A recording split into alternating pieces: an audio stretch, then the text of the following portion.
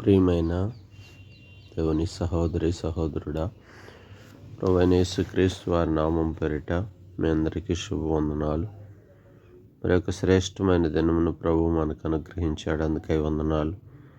ఈ ఉదయకాలం పరిశుద్ధ గ్రంథంలో నుంచి సామెతల గ్రంథము 11వ అధ్యాయము 20వ వచనాన్ని ధ్యానాంశముగా తీసుకుందాం. మూర్ఖ చిత్తులు యెహోవాకు హేయులు, యథార్థముగా ప్రవర్తించువారు ఆయనకి ఇష్టలు. యథార్థముగా ప్రవర్తించువారు ఆయనకి ఇష్టలు. చూడండి, ప్రవర్తన గురించి మాట్లాడుతున్నాడు. ఒకని ప్రవర్తన వాని దృష్టికి యోగ్యముగా కనపడవచ్చు, కానీ అది ప్రభు దృష్టికి యోగ్యంగా కనపడాలి. ఇదని కాలం ప్రియుడ, దేవుని వాక్యం సెలవిస్తుంది, ప్రవర్తనలో యథార్థత, సత్యము, నీతి ఉంటే మనం ప్రభుకి ఇష్టలమైపోతాం.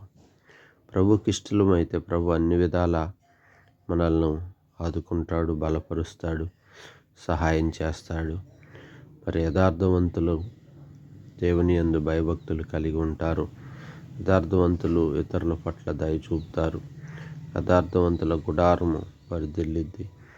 యథార్థవంతుల ప్రార్థనను ఆయన అంగీకరిస్తాడు. కనుక మన ఆధ్యాత్మిక జీవితంలో యథార్థత అనేది చాలా ముఖ్యం. మన ప్రవర్తనను మనం సరిచేసుకొని యథార్థంగా నడుచుకుంటే దేవుడు తనకు ఇష్టలుగా చేసుకొని తనకిష్టమైన బిడ్డలుగా అవటం వల్ల మనకెన్నో దీవెనలు, ఆశీర్వాదాలు ఆయన దయచేసేవాడు ఉంటాడు. ఎన్ని శోధనలు, శ్రమలు, ఇరుకులు ఆత్మీయ జీవితంలో వచ్చినప్పటికీ వాటన్నిటిని కూడా తప్పిస్తాడు, సహాయం చేస్తాడు.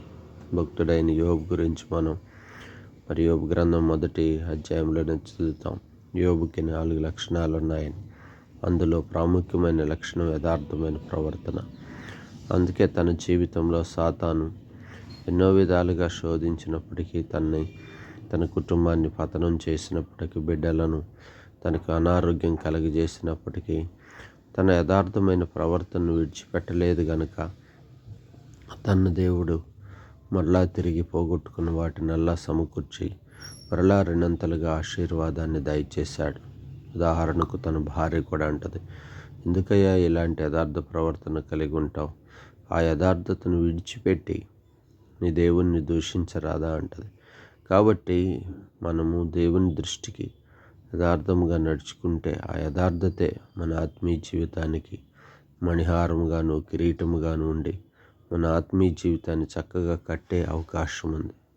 అందుకే ఈ దినముల్లో మనము లోకంలో మరి ఎంతో అబద్ధము, మోసకరమైన సాతాను యొక్క, శత్రువు యొక్క అంధకారంలో మనం ఉంటున్నాం గనుక ఒకసారి మన జీవితాల్లో మనము చక్కని త్రోవలో నడుస్తూ ఆధ్యాత్మికంగా వాక్య లేఖనాల ప్రకారం మన ఆత్మీయ జీవితాన్ని కట్టుకుంటూ దేవుని దృష్టికి సత్యమును, యథార్థతను విడిచిపెట్టగా యథార్థవంతులుగా మనం ప్రవర్తిస్తూ మన బ్రతుకులో మనం కొనసాగిస్తే దేవుడు ఎంతగానో మనకి సహాయం చేస్తాడు. ఆయనకి ఇష్టలంగా మారిపోతాం. కనుక ఆయనకిష్టలను ఆయన ఎంతగానో ఆశీర్వదిస్తాడు, బలపరుస్తాడు, సహాయం చేస్తాడు, వారిని హత్తుకుంటాడు, వారికి పరలోకపు రాజ్యం యొక్క వారసత్వాన్ని కూడా ఇస్తాడు. కనుక ప్రియుడా, మన ఆధ్యాత్మిక జీవితంలో మన ప్రవర్తనను ఒకసారి జాగ్రత్తగా చూసుకుందాం. మన ప్రవర్తనలో యథార్థత ఉండునట్లుగా, మనం యథార్థంగా ప్రవర్తించినట్లుగా మన ఆత్మీయ జీవితాన్ని మనమే కట్టడి చేసుకొని మన బ్రతుకును చక్కబెట్టుకుందాం. చిన్న ప్రార్థన చేసుకుందాం. పరిశుద్ధుడా, ప్రేమ కలిగిన తండ్రి, ఇదిగో అయా, మీరు లేఖనాల ద్వారా మాతో మాట్లాడారు. యథార్థంగా ప్రవర్తించువారు ఆయనకి ఇష్టలు అంటున్నారు.